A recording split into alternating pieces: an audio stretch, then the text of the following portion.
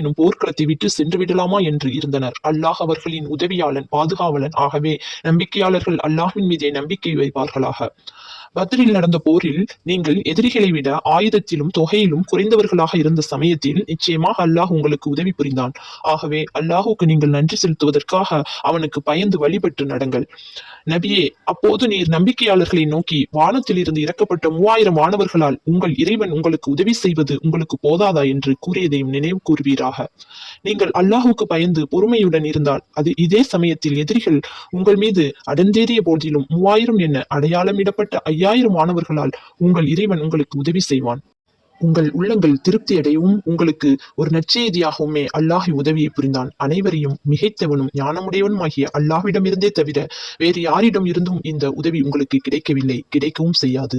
அவன் உங்களுக்கு இவ்வுதவி புரிந்ததெல்லாம் நிராகரிப்பவர்களில் ஒரு பாகத்தினரை குறைக்கவோ அல்லது அவர்கள் சிறுமை